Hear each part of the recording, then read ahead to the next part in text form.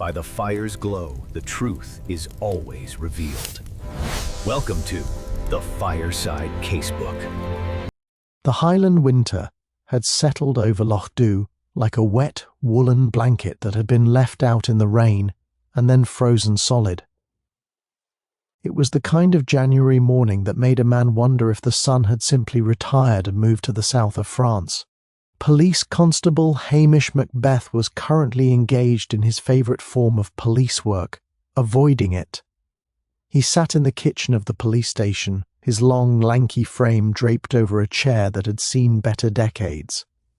His shock of fiery red hair was uncombed, and his hazel eyes were fixed with intense concentration on the blue peat smoke curling from his stove. Beside him, Lugs, a dog of such indeterminate breed and profound ugliness that he was almost handsome, gave a sympathetic whimper. "I know, Lugs," Hamish sighed, his voice a soft, musical Highland burr. "The cupboard is bare, and the station house is cold, but if I move, the phone will ring. And if the phone rings, it'll be McLean from the station at Strathbane wanting to know why I haven't filed a report on the missing sheep in Drim. The sheep aren't missing, they're just embarrassed to be seen in this weather." Hamish's strategy for a quiet life was built on a foundation of deceptive incompetence. To the higher-ups in Strathbane, he was a lazy backwater plodder with no ambition. This suited Hamish perfectly. Ambition led to promotions, and promotions led to cities, and cities lacked the clear air of the Cromarty, Firth, and the illicit thrill of a poached salmon. The peace was shattered not by the phone, but by the aggressive roar of a high-performance engine echoing through the village's narrow main street. Hamish moved to the window, pulling back the thin curtain. A silver Porsche, gleaming with a vulgarity that offended the grey stone cottages, had lurched to a halt outside the Lochdubh Hotel. Out stepped a man who looked as though he had been curated by an expensive London PR firm. He wore a quilted designer gilet, Italian leather boots entirely, unsuitable for Highland slush, and a pair of sunglasses that cost more than Hamish earned in a month. "A Sassenach," Hamish muttered, and a loud one at that. The newcomer was Mr. Rupert Montgomery Haw, a lifestyle consultant who had recently purchased a dilapidated hunting lodge on the outskirts of the village, with the intention of turning it into a digital detox sanctuary. He had been in Lochdubh for 3 days and had already managed to insult Mrs. Kennedy's scones, complain about the lack of high-speed fibre-optic cable, and nearly run over the minister's cat. Hamish watched as Montgomery Haw strode into the hotel, his voice booming even through the closed windows. He was followed by a weary-looking young woman carrying 3 heavy leather suitcases. "That'll be the secretary," Hamish noted. "Poor lass looks like she's about to drop." He turned back to his stove, decided that a poached egg was the only solution to the morning's gloom, and began to reach for his coat. He had a feeling that he should check on the hotel, not out of a sense of duty, but because Mrs. McLean, the proprietor, usually had a fresh pot of coffee on, and gossip in Lochdubh travelled faster than a radio signal. "Come on, Lugs," Hamish said, whistling low. "Let's go and see what the great man from London is shouting about now. Maybe we can look stupid enough that he won't ask us for directions." As he stepped out into the biting wind, Hamish didn't know that Mr. Montgomery Haw's digital detox was about to become very permanent, and that his own quiet morning was about to be buried under a very messy, very public murder.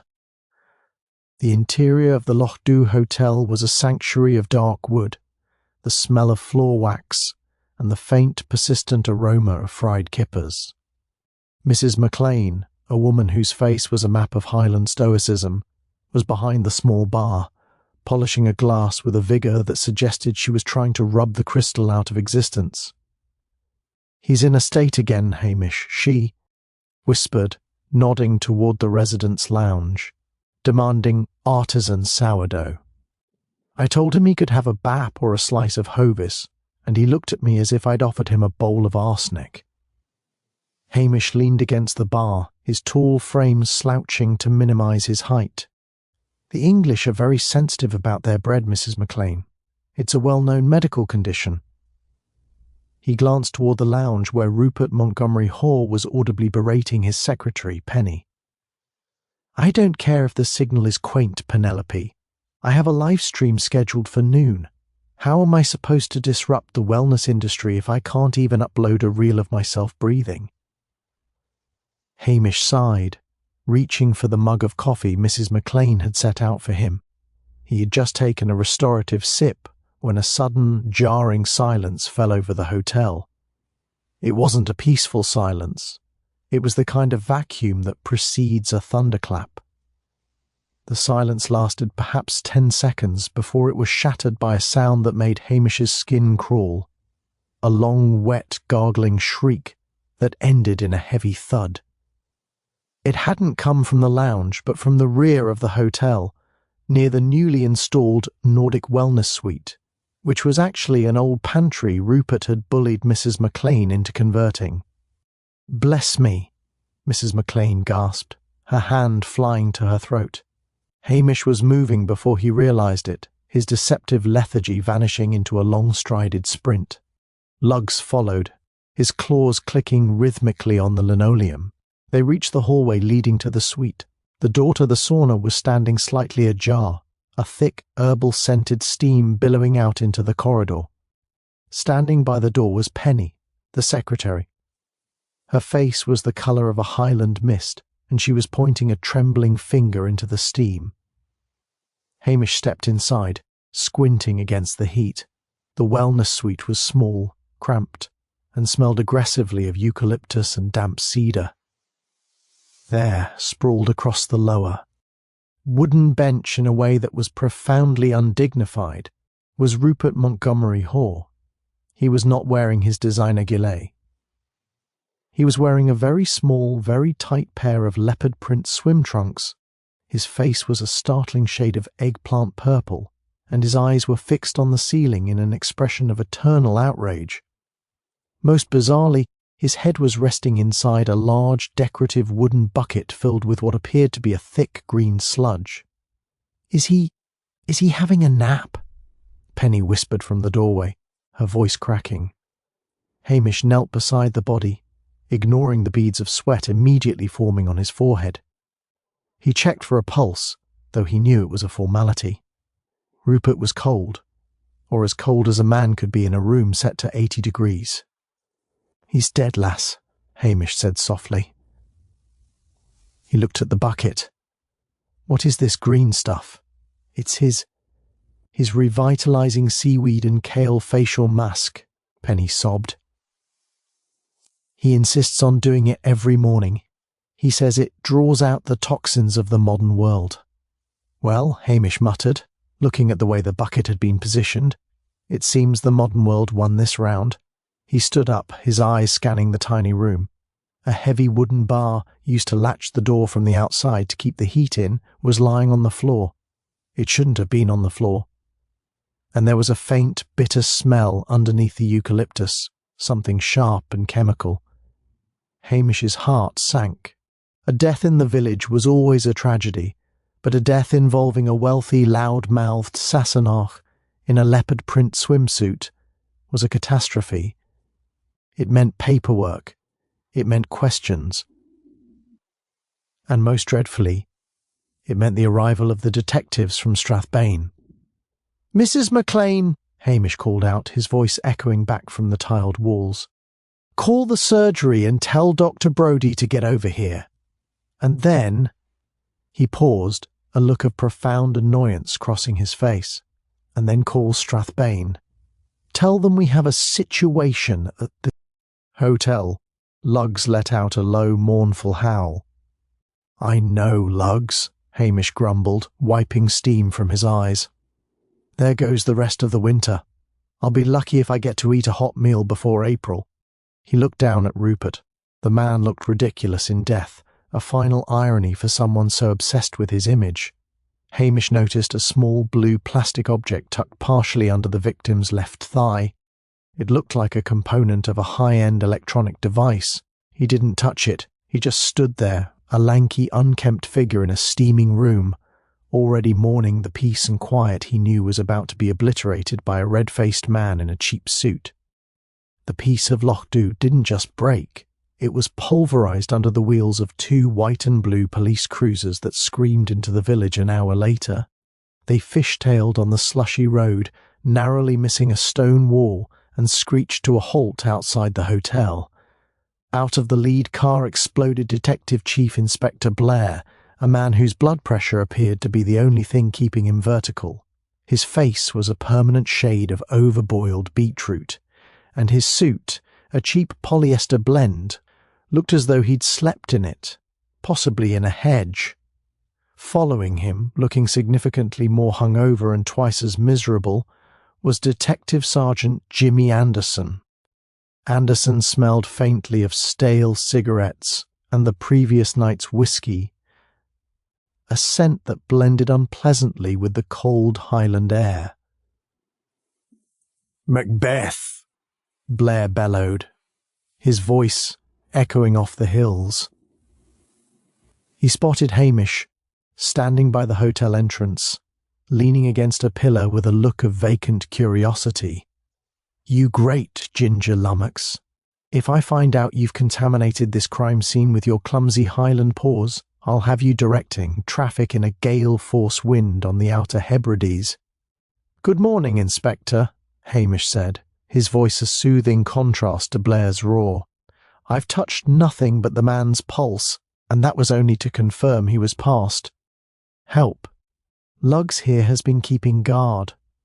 Lugs let out a low, judgmental huff. Blair ignored the dog, shoving past Hamish and nearly knocking him over. "Out of the way.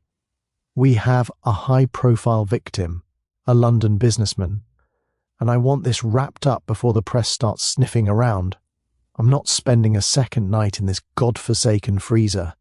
Inside the hotel, the atmosphere had shifted from shocked silence to palpable dread. Blair stomped into the Nordic wellness suite, Anderson trailing behind with a notebook he seemed barely able to hold. When Blair saw the body of Rupert Montgomery Hoare, face down in a bucket of green seaweed, clad only in leopard print trunks, he let out a sound that was half laugh, half strangled sob. "What in the name of the Lord is that?"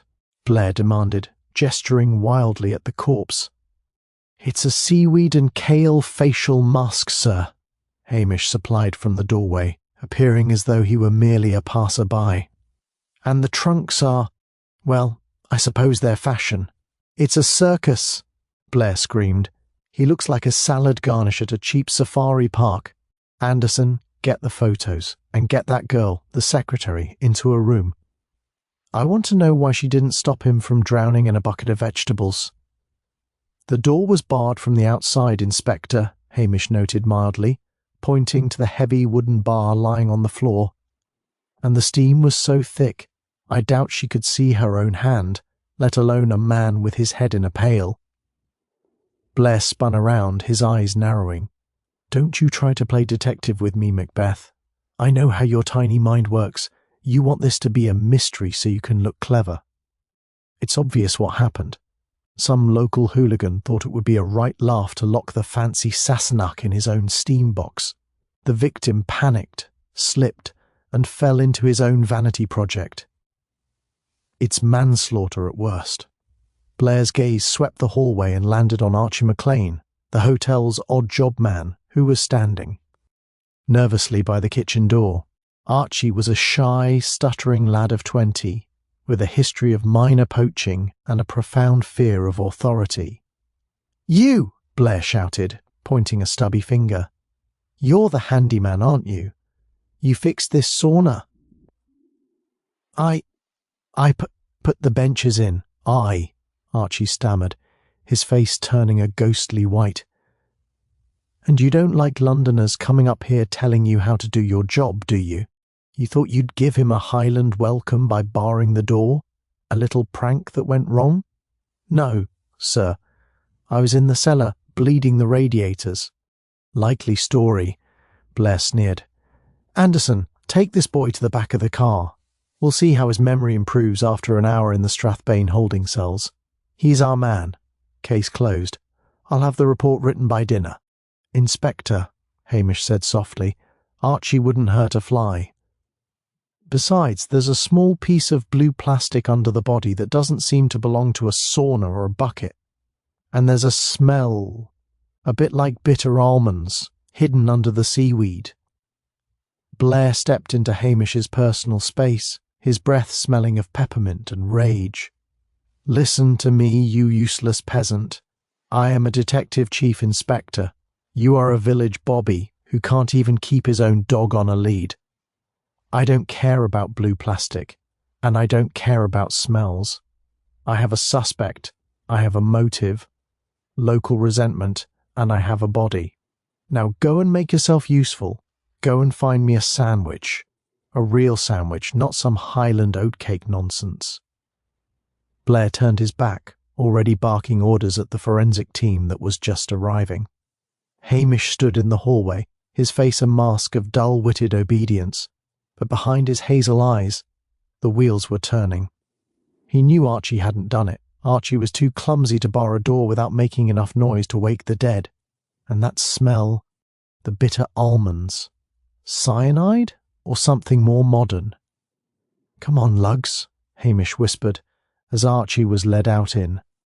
Handcuffs, weeping. Let's go see if Mrs. McLean has any of that coffee left. I think it's time we did some mooching. With Archie McLean hauled off to Strathbane and DCI Blair occupying the hotel's best suite like an invading warlord, Lochdubh fell into a state of watchful anxiety. The village was used to the police, mostly in the form of Hamish Macbeth standing outside the grocery store looking for a chat. But the real police from the city were a different breed. They were loud, they smelled of exhaust fumes, and they didn't understand the intricate social lattice of a Highland village. Hamish, however, understood it perfectly. He knew that the best way to catch a killer in Lochdubh was not to look at fingerprints, but to look at the grocery lists and the post. Come on, Lugs, Hamish murmured, pulling his collar up against a flurry of sleet. Let's go see if the mail has arrived. There's nothing like a tragedy to make people forget to lock their tongues. The Lochdubh post office was the village's true intelligence hub, presided over by Mrs. Wellington. She was a woman of formidable dignity and a memory for return addresses that would have shamed a computer database.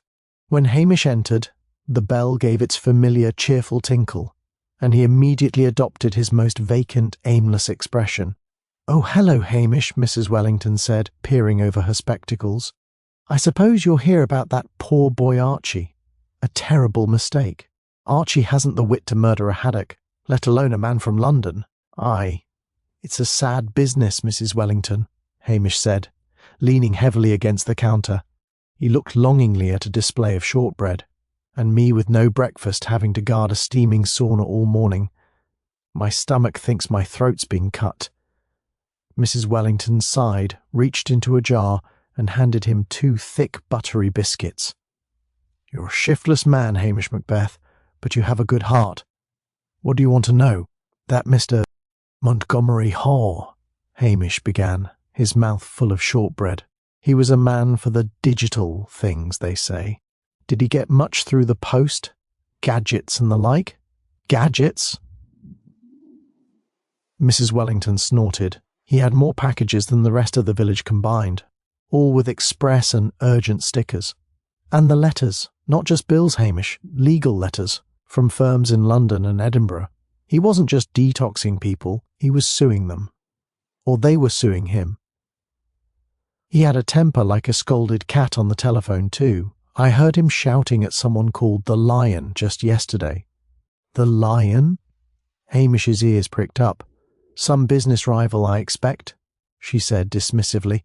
"But if you ask me, the one who truly hated him was that poor girl he dragged around. Penny. She came in here crying twice last week because he'd fined her half her wages for losing some plastic bit for his camera." Hamish nodded slowly, thinking of the blue plastic scrap he'd seen near the body. A camera, you say? In a digital detox sanctuary? He said it was for archiving the journey, Mrs. Wellington said with a sniff. Hypocrisy is the one thing the English are never short of. Hamish thanked her and wandered out, the biscuits providing just enough energy to make it to the kitchen door of the hotel. He didn't go through the front. That would involve seeing Blair. Instead, he slipped into the back, where Mrs. McLean was staring morosely at a pot of soup. "I've no time for you, Hamish," she said, though she was already pouring a cup of tea. "I'm just a ghost, Mrs. McLean, a hungry ghost." He sat at the scrubbed wooden table.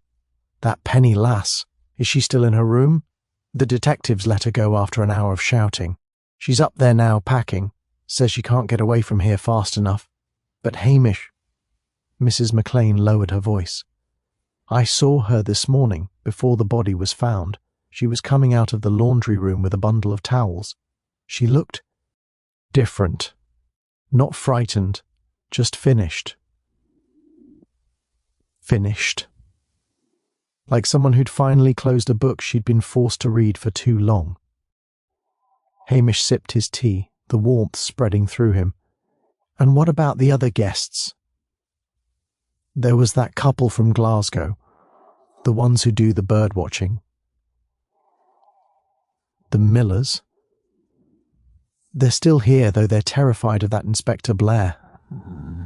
They were complaining to me yesterday that Mr. Montgomery Hall had set up some sort of motion sensor alarm in the woods behind the hotel. It kept going off every time a deer walked by. They said it was ruining the quietude they'd paid for." Hamish stared out the window at the mist-shrouded hills. A man who sued everyone, a secretary who was finished, and a bird-watching couple annoyed by motion sensors. And then there was the smell, the bitter almonds. "Mrs. McLean," Hamish said suddenly, "did Mr. Montgomery Hall have any special diet, apart from the seaweed?" "He drank nothing but bottled water from the Alps and a special green power powder he mixed himself. Kept the jar in the residence pantry. Said the local water was full of peaty impurities." Hamish stood up, his lazy demeanour intact but his eyes sharp. "I think I'll go and have a look at that pantry.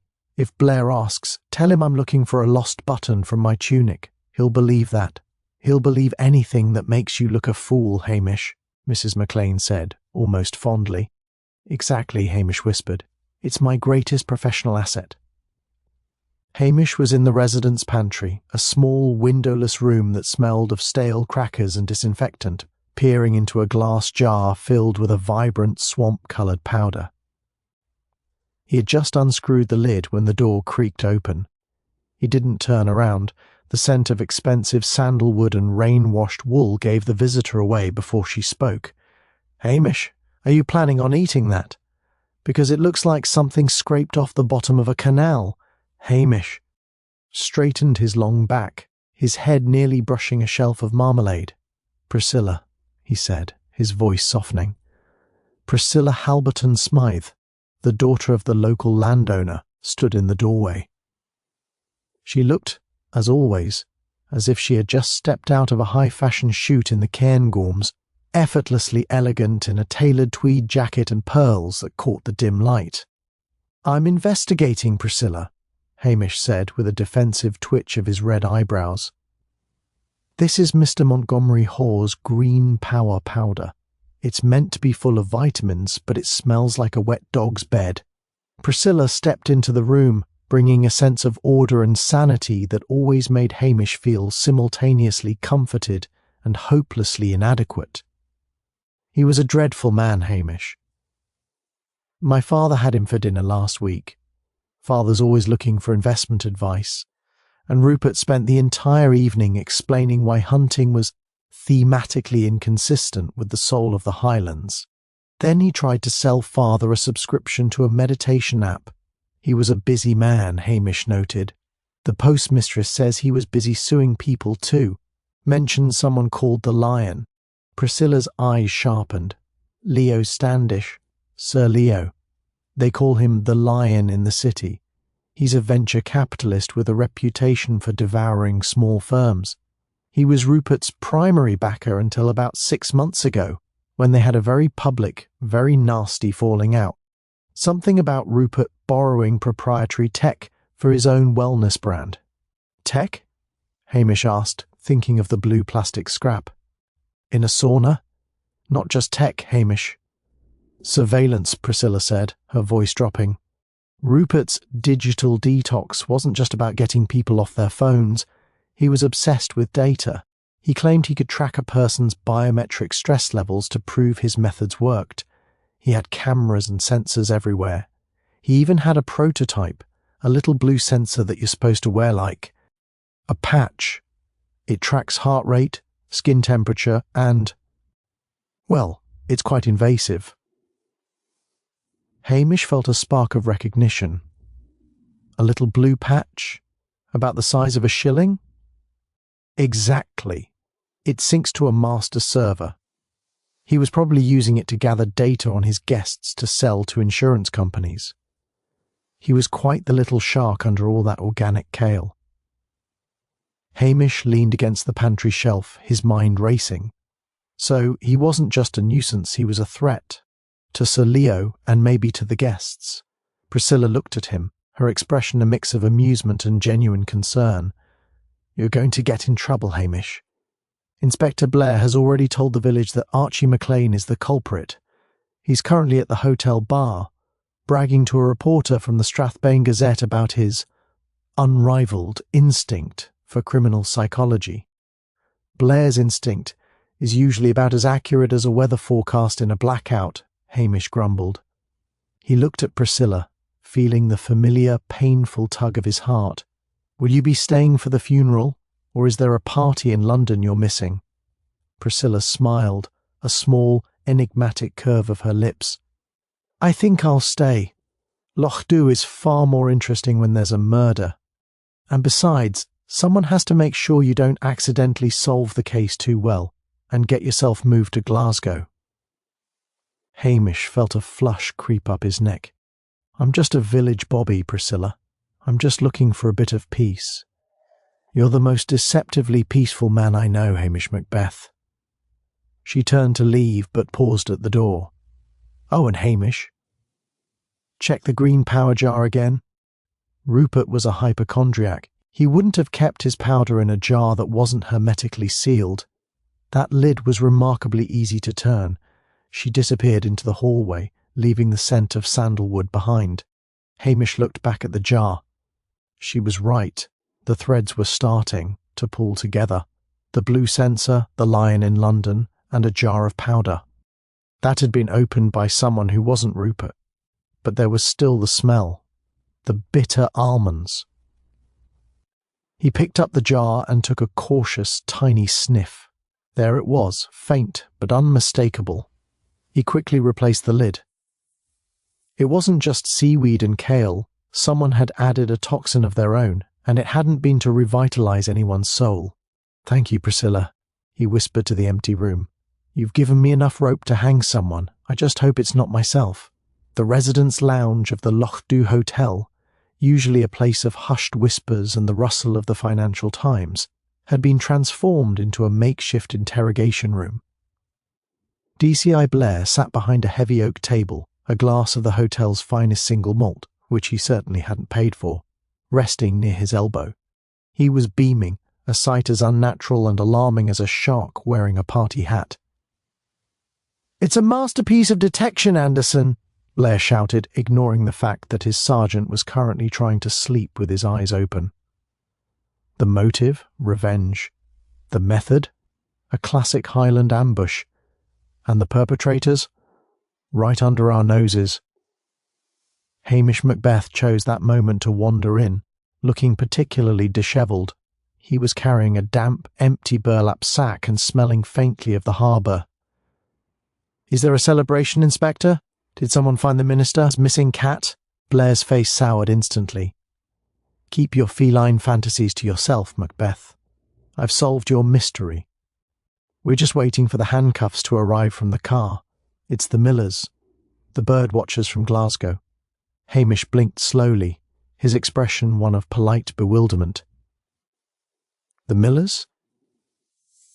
But they spend all day looking at puffins through those telescopes.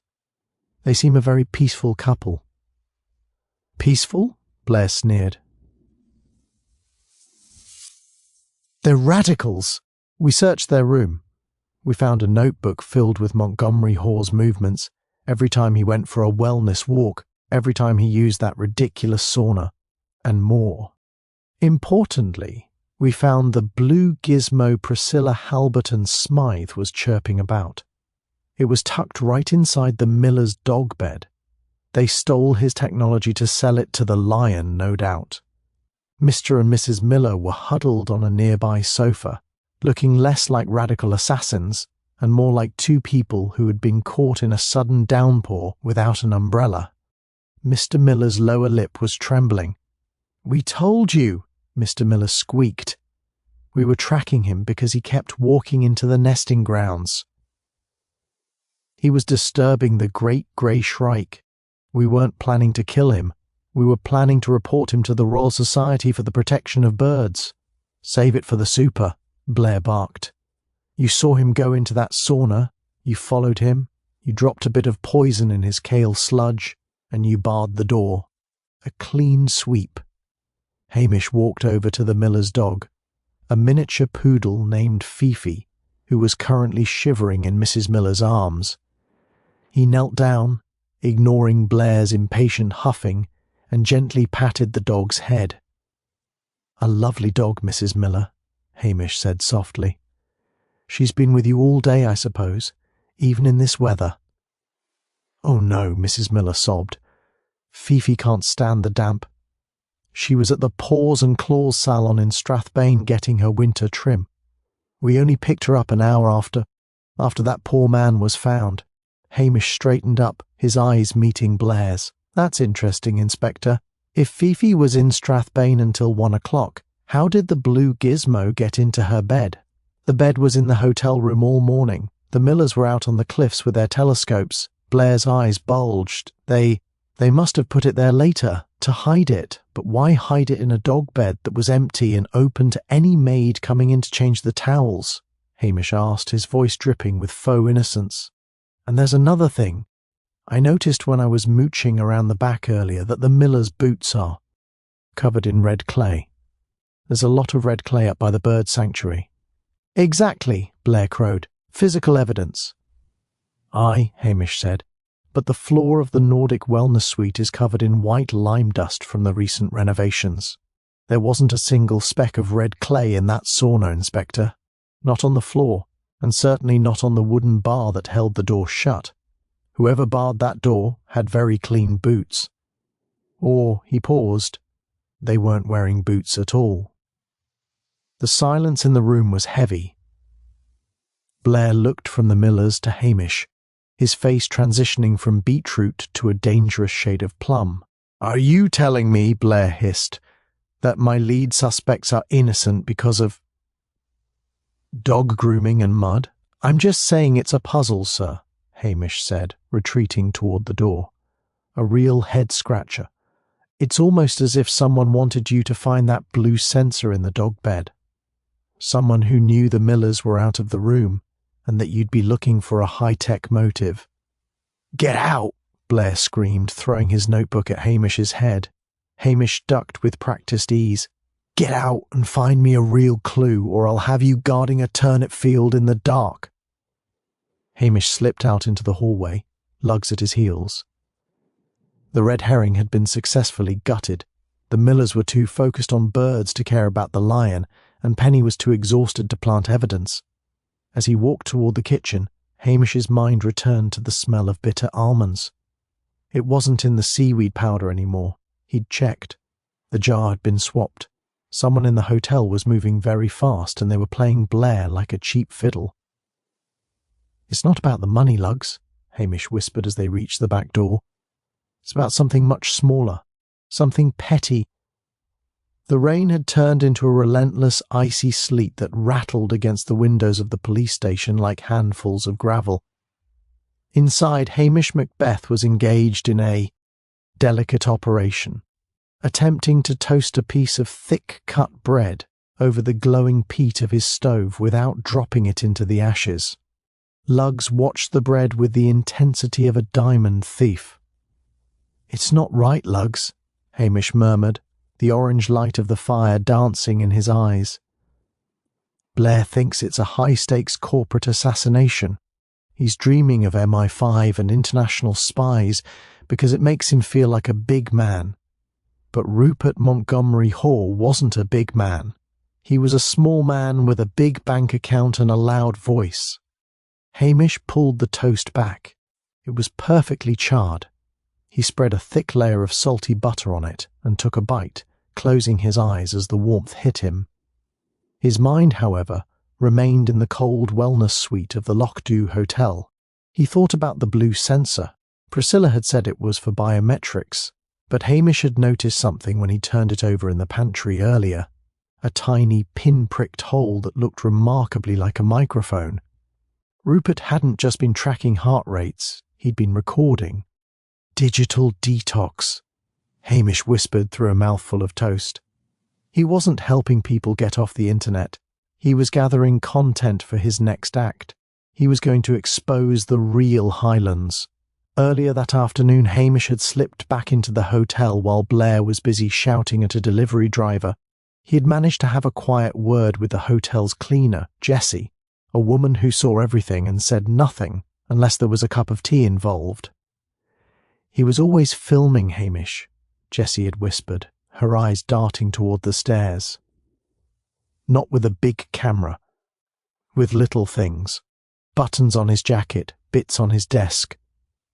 He caught me once having a wee dram of the guest sherry when I thought no one was looking. He didn't fire me.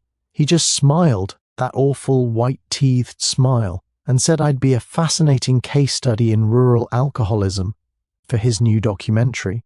Hamish realized then that Rupert's motive wasn't money, it was power. He was a social blackmailer. He didn't want the Millers' technology, he wanted their secrets.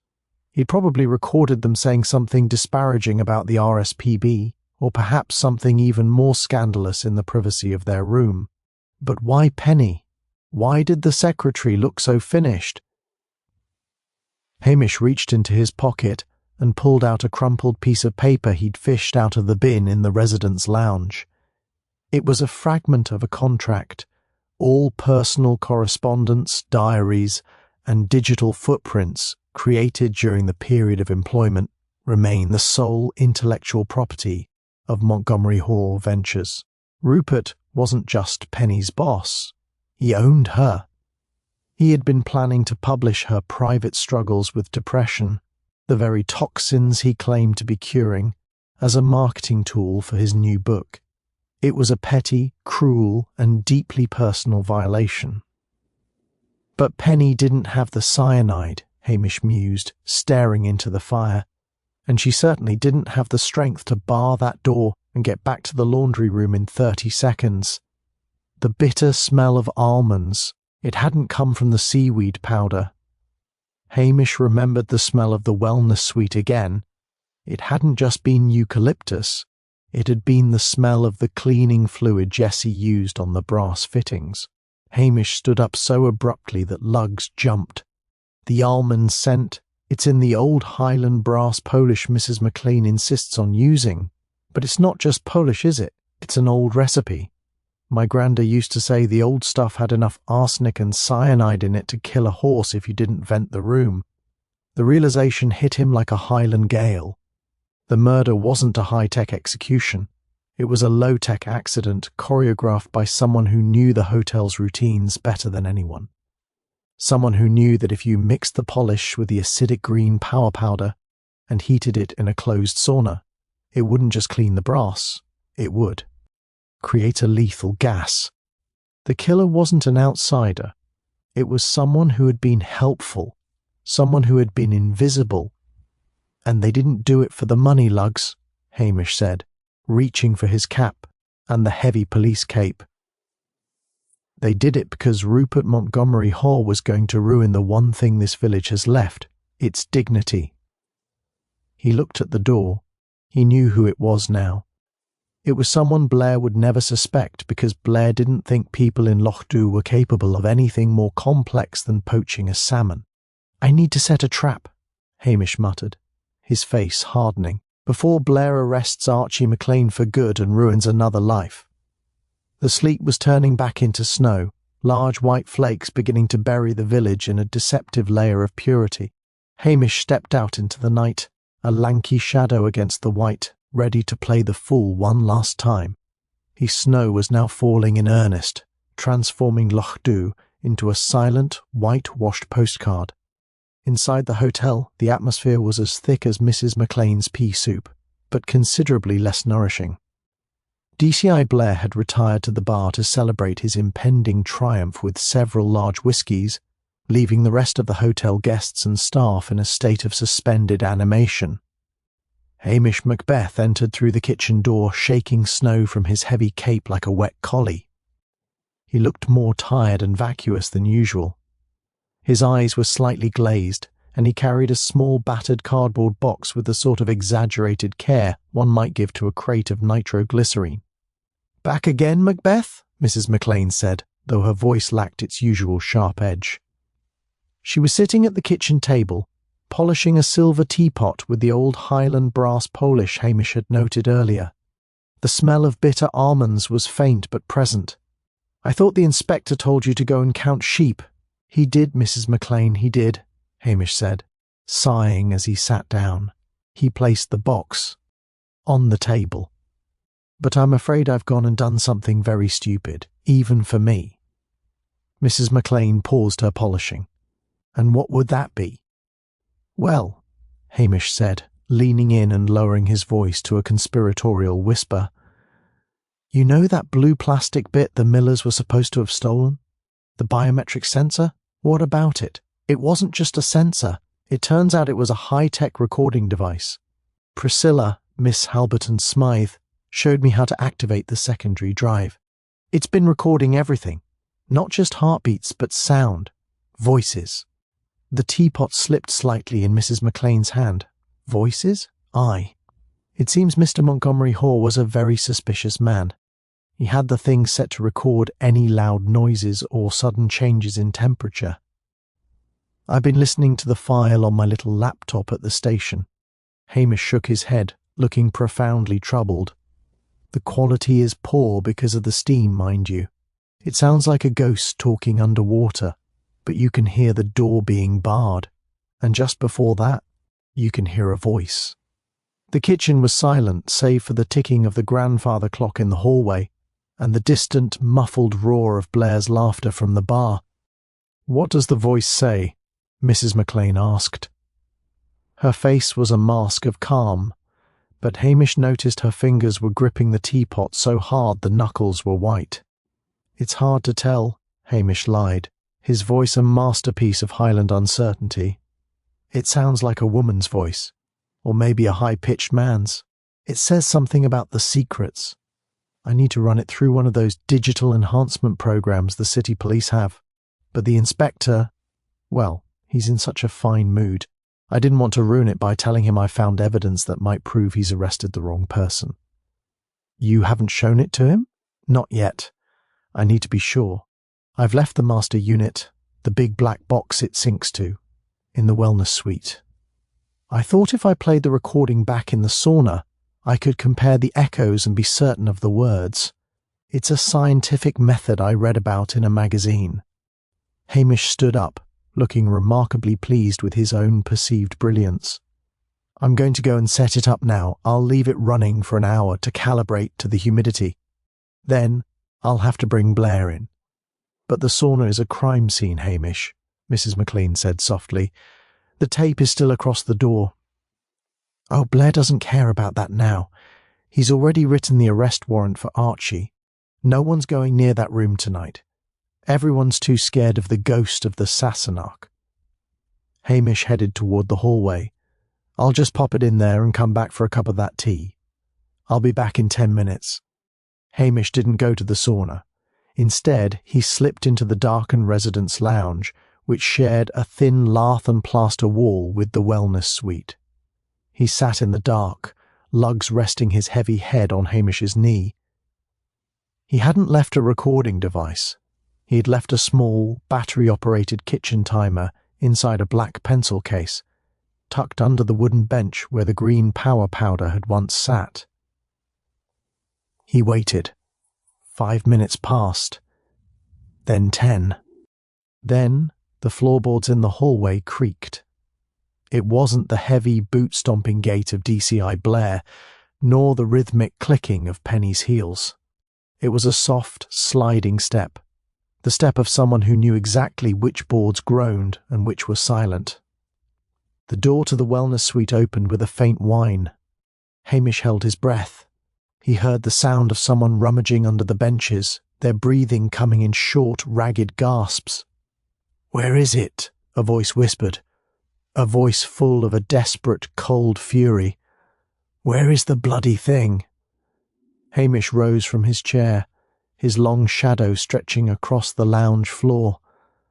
He didn't feel like a lazy village bobby anymore. He felt like the predator he had been when he was a boy, stalking the red deer on the high ridges. "It's not there, Mrs. McLean," Hamish said, stepping out into the hallway. The hotel proprietor spun around. She was holding a heavy iron poker from the kitchen hearth, and her face, usually so composed, was twisted into a mask of pure Highland hatred. "You're smarter than you look, Macbeth," she spat. "A pity. I always liked you, and I liked Archie," Hamish said quietly. "But you were going to let him go to jail for a murder you committed with a bottle of brass polish and a bar of wood." The hallway was a tunnel of shifting shadows, illuminated only by the weak, flickering light of a single bulb that hummed with a low, dying frequency. Mrs. McLean stood framed in the doorway of the wellness suite, the heavy iron poker clutched in a hand that didn't tremble. The smell of the bitter almond polish seemed to emanate from her very skin, a scent of domesticity turned deadly. "You should have stayed by your stove, Hamish," she said, her voice devoid of its usual maternal warmth. It was as cold and sharp as a slate ridge. "You should have kept playing the fool. It's the only thing you're truly good at." Hamish didn't move. He stood with his hands deep in the pockets of his salt-stained trousers, his shoulders slumped, but his hazel eyes were locked on hers with a piercing intensity. "I'm good at many things, Mrs. McLean. One of them is recognizing when a good person has been pushed into doing something terrible. Why did you do it? It wasn't just the digital detox nonsense, was it?" Mrs. McLean took a step forward, the poker swinging slightly at her side. "He was going to destroy us, Hamish. Not just the hotel, the village. He had those recordings, the biometrics and the hidden mics. He told me right here in this hallway that he was going to release a documentary. The Secret Sins of the Highlands, he called it." She let out a harsh, jagged laugh. "He had Archie on tape talking about the poaching. He had the minister's wife in a moment of indiscretion. And he had me. He'd found out about the debt, Hamish. He was going to buy the hotel for a pittance and turn it into a glass and steel sanctuary for his London cronies. He was going to turn Lochdubh into a theme park and the rest of us into the exhibits. So you decided to make him a permanent resident," Hamish said quietly. "It was so easy," she whispered, a chilling pride creeping into her tone. "He was so obsessed with his green power and his Nordic heat. I knew that if I polished the brass handles inside the sauna with the old mixture, the one with the high cyanide content, and then accidentally spilled his acidic powder on the hot stones, the gas would do the rest. He didn't even have time to scream. He just slumped into his bucket of seaweed." "And barring the door, insurance," she snapped, "in case the gas didn't work fast enough. I used the laundry towels to muffle the sound of the bar. I was back in the kitchen before the steam even cleared the vents." "And Archie? You were going to let that boy rot in a cell in Strathbane?" Mrs. McLean's face flickered with a brief, agonizing guilt before hardening back into a mask of granite. "Archie would have been out in a year.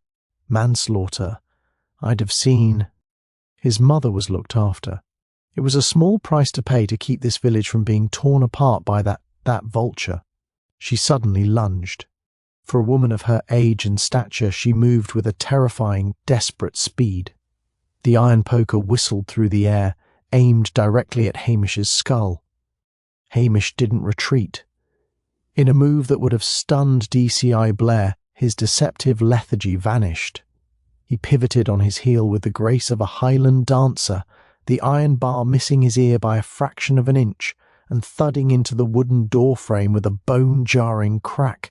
Before she could swing again, Hamish stepped into her guard. He didn't strike her. Instead, he grabbed her wrists with a grip like iron bands.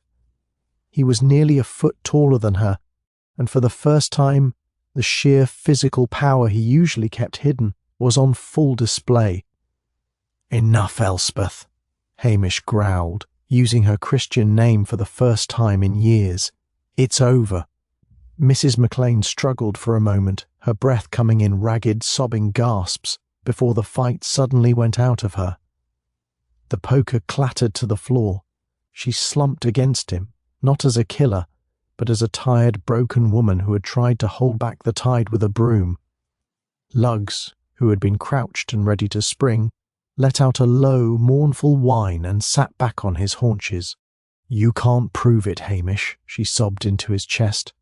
"There's no recording. You told me yourself the quality was poor." "There is no recording at all, Elspeth," Hamish said, his voice heavy with sadness. "I made it up. I just needed to see who would come to the room to find it." In the distance, the sound of DCI Blair's drunken singing drifted from the bar, a jarring, vulgar contrast to the tragedy in the hallway. Hamish looked down at the woman he had known his entire life, the woman who had fed him and scolded him, and felt a profound weariness. "I have to call it in," Hamish said, "but first I'm going to let you sit in the kitchen and have one last cup of tea." And then he looked toward the bar, his eyes narrowing. "I'm going to have to figure out a way to deal with the inspector."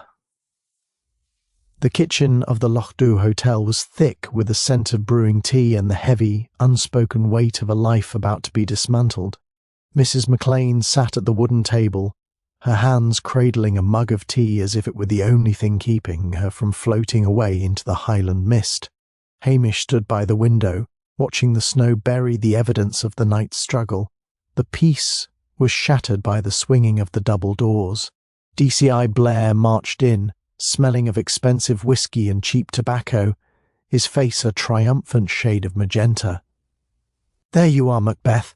I might have known I'd find you in the kitchen. While you've been stuffing your face with scones, I've been finalising the paperwork for that boy Archie's transfer to the mainland. We'll have him in front of a magistrate by noon tomorrow." Hamish turned slowly, his face carefully wiped of any intelligence. He adopted his most vacant, wide-eyed expression. "Oh, Inspector, I'm glad you're here. I've been having a wee bit of a struggle with the chemistry of it all." "Chemistry?" Blair sneered. "The only chemistry you understand is how much sugar you can fit in a cup of tea." "Well, sir," Hamish said, scratching his red hair and looking profoundly confused, "it was what you said earlier, about the unrivaled instinct. I was looking at the brass handles in the sauna, the ones you pointed out as being particularly shiny, and I remembered what you said about looking for the unconventional weapon." Blair blinked. He didn't remember saying any such thing, but the idea that he had made a brilliant observation was too tempting to resist. He puffed out his chest. "Go on, Macbeth. Even a stop clock is right twice a day." "I was thinking about how you noticed the smell, sir," Hamish continued, his voice a masterpiece of humble admiration. "The way you smelled that old Highland polish, and realised it would react with the acid in the green power powder when heated. It was a stroke of genius, really, using a common cleaning product to create a lethal gas. I'd never have thought of it, but then, I'm not a detective chief inspector from the city." Blair's eyes darted to Mrs. McLean, then to the bottle of polish on the table, and finally back to Hamish. The gears in his ego-driven mind were turning at a furious, if clunky, pace. He saw a path to a commendation, a headline in the Daily Record, and perhaps a move to a much warmer office. "The Polish," Blair muttered, his voice gaining strength as he adopted the lie. "Yes, the cyanide-based compound.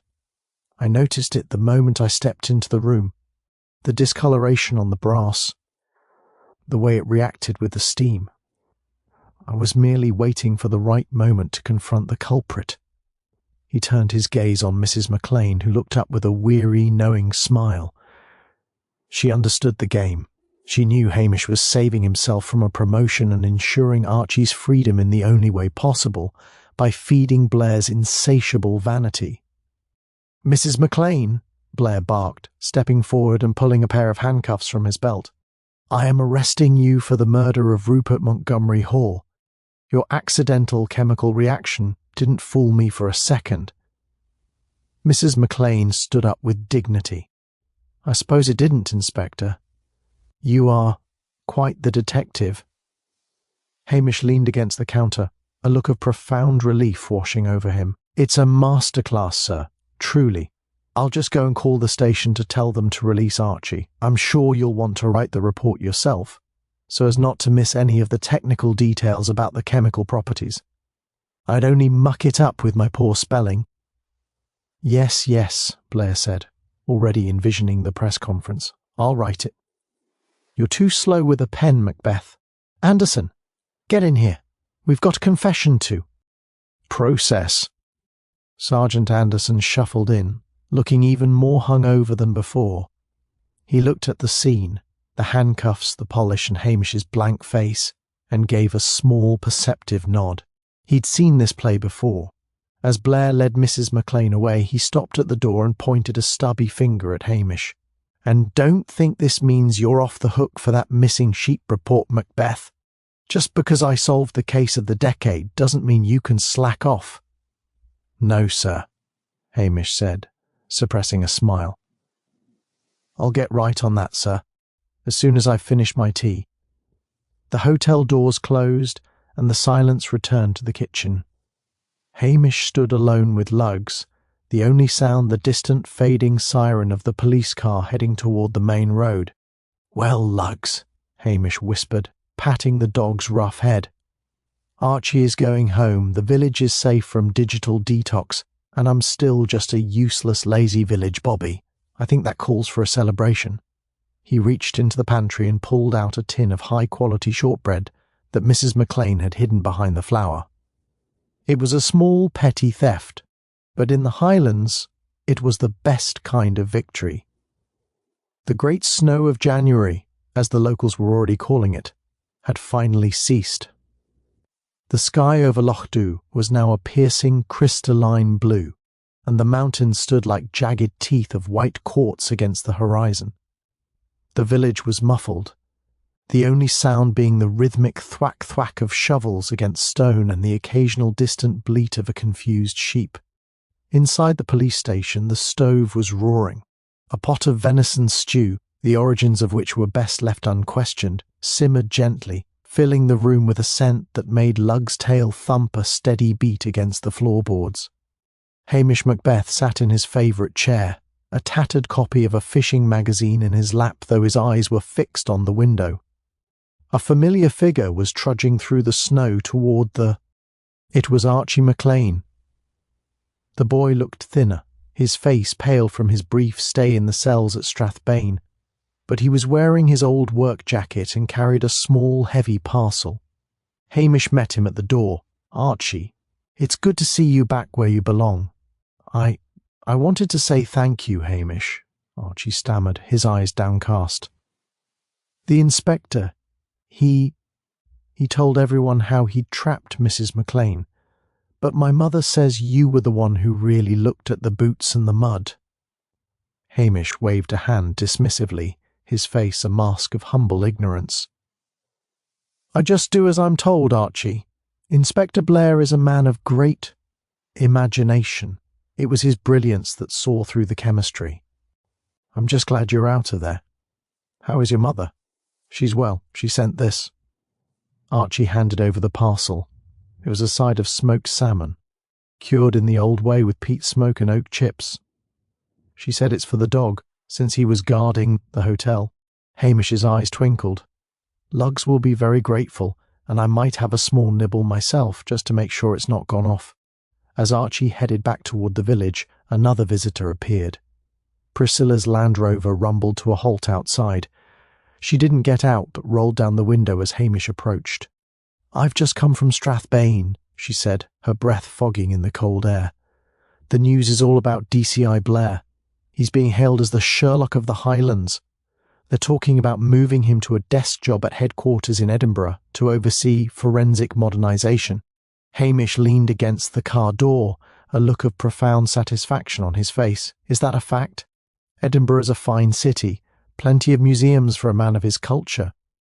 Priscilla looked at him, her expression knowing. "You did it again, didn't you, Hamish? You pushed him right up the ladder so he'd be out of your hair.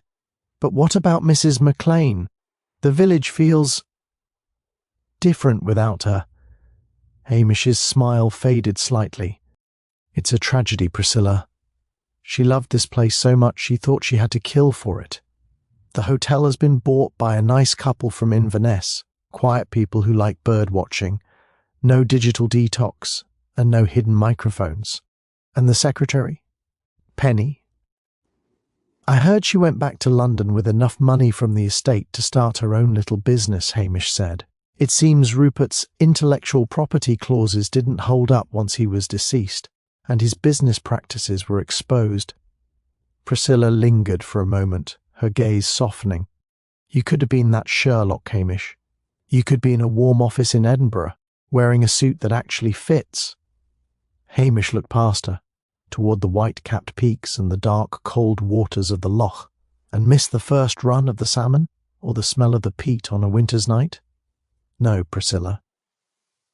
I think I'm exactly where I'm meant to be." She laughed, a silver sound in the frozen air. "You're a hopeless man, Hamish Macbeth. I'll see you at the pub on Friday. It's my turn to buy the dram." As the Land Rover drove away, Hamish turned back into his station. He checked the stew, gave Lugs a generous sliver of the smoked salmon, and poured himself a final cup of coffee. The phone on the desk gave a sharp, demanding ring. Hamish looked at it for a long moment. He didn't answer. Instead, he reached over and took the receiver off the hook, setting it gently on the desk. "There," he whispered to the empty room. "Now, that's what I call police work." He sat back, the warmth of the fire seeping into his bones. The peace of Lochdubh had been restored. The outsiders had retreated, and for one more winter, Police Constable Hamish Macbeth was exactly where he wanted to be, undisturbed. The following morning brought a stillness to Lochdubh that felt earned. The circus of police vans and news reporters had vanished, replaced by the familiar, comforting sight of Mr. Patel opening his curry shop and the distant, rhythmic chime of the church bell. The Sassenach invasion was over, leaving behind only a few deep tyre tracks in the slush and a wealth of gossip that would fuel the village for the next decade. Hamish Macbeth was currently standing by the harbour, his hands deep in his pockets, watching a lone heron pick its way through the shallows. The air was so cold it stung the back of his throat, but to Hamish it tasted like freedom. "Quiet morning, Hamish," a voice called out. It was the minister, Mr. Wellington, wrapped in a coat that looked like it had been salvaged from a shipwreck. "Aye, Minister, the best kind. I heard the news from Strathbane," Mr. Wellington said, joining him by the sea wall. "DCI Blair has been awarded a commendation for exceptional intuition. They say his report on the chemical properties of Victorian brass polish is being used as a training manual for new recruits. He's already moved into a penthouse apartment in Edinburgh." Hamish allowed a small, lazy smile to touch his lips. "He's a man of great intellect, the inspector. It's only right he should be where the big decisions are made. Lochdubh is far too small for a mind like his. It's a mercy he's gone, really. He was starting to look a bit cramped here." Mr. Wellington gave Hamish a long, searching look. "You're a deep one, Macbeth. Most men would be bitter about losing the credit. You just look like a man who's managed to get rid of a particularly noisy tenant." "I just like the peace, Minister." Credit is a heavy thing to carry. It brings expectations, and expectations lead to more work. As the minister wandered off toward the manse, Hamish made his way back to the police station. He stopped briefly at the grocery store to buy a tin of condensed milk and a packet of ginger nuts, moving with the slow, deliberate pace of a man who had absolutely nowhere to be. Inside the station, the air was warm and smelled of pine needles and old paper. Luggs greeted him with a single authoritative bark, his eyes fixed on the grocery bag. "In a minute, Luggs. Don't be greedy." Hamish sat at his desk and looked at the pile of paperwork he had successfully ignored for 3 days. There were forms for missing livestock, a complaint about a noisy tractor in Drim, and a sternly worded memo from the chief constable about the proper maintenance of police headgear. He picked up the memo, considered it for a moment, and then used it to level the leg of his wobbling stove. He spent the afternoon in blissful domesticity. He scrubbed the kitchen floor, not because he was particularly cleanly, but because he enjoyed the meditative rhythm of it. He fed the hens in the small coop behind the station, and he spent a good hour repairing a hole in his fishing net, his long fingers moving with a dexterity that would have surprised anyone who saw him fumbling with his tunic buttons. As the sun began to dip behind the mountains, casting long purple shadows across the loch, Hamish prepared his dinner. It was a simple affair: a bowl of the venison stew, a thick slice of Mrs. McLean-esque bread, a final gift from the hotel's pantry, and a mug of strong, sweet coffee. He sat by the fire, Luggs at his feet, and felt a profound sense of rightness. The digital detox sanctuary would likely be sold and turned back into a simple hunting lodge. Archie McLean was back at work, his name cleared, and while Mrs. McLean was in a cell, Hamish knew she would be treated with respect by the local wardens. The village had protected its own, and the outsider who had tried to peel back its skin had been discarded. The phone rang. Hamish looked at it. He knew it would be the new sergeant at Strathbane, wanting a status update on the village, or perhaps a journalist looking for a quote about the Sherlock of the Highlands. He didn't move. He simply reached out and turned up the volume on his small transistor radio. A Gaelic folk song filled the room, the haunting melodic vowels blending with the crackle of the peat fire. "Let it ring, Luggs," Hamish whispered, leaning back and closing his eyes. "If the world is still there tomorrow, it'll ring again." "And if it's not, well, then there's no point in answering, is there?" He stayed there in the gathering dark, a lanky red-haired man who had mastered the greatest mystery of all, how to be perfectly content with doing absolutely nothing. The Highlands were cold, the work was thankless, and his love life was a shambles, but as the firelight flickered against the walls of his little station, Hamish Macbeth knew he was the luckiest man in Scotland.